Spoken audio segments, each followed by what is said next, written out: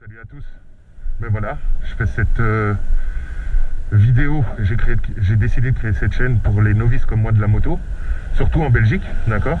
Et ma première vidéo sera basée sur le passage et les examens du permis.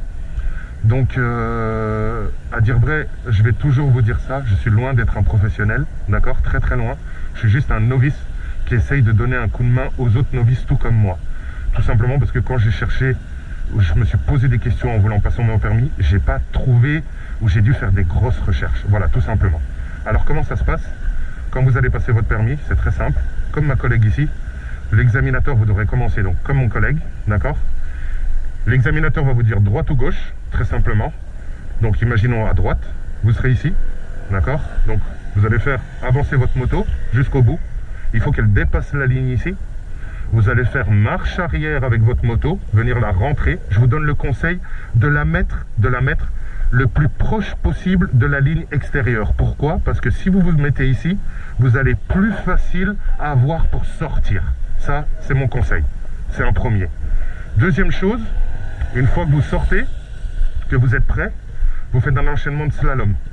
1, 2, 3, 4. Peu importe du côté que vous commencez votre slalom, l'examinateur s'en fiche. Que même si vous commencez à gauche ou à droite, peu importe.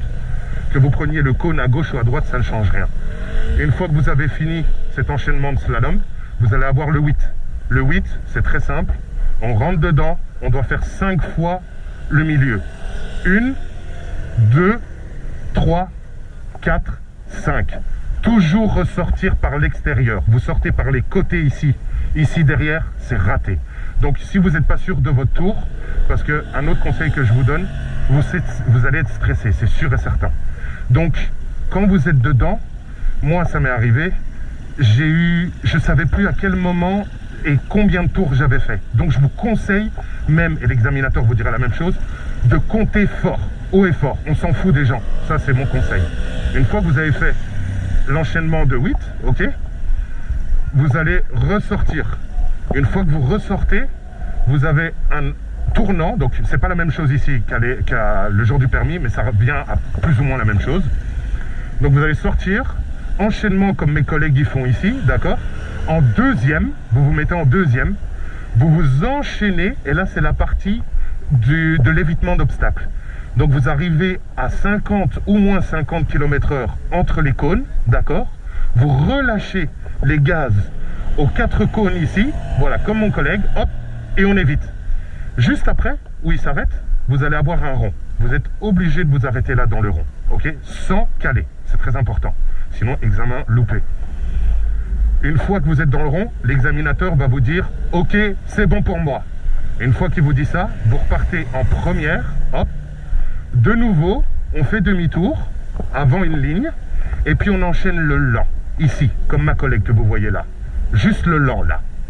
Une fois que ce lent est fait, ok, il faut faire 12 secondes sur ces 10 mètres, sans mettre le pied au sol, sur le point de patinage.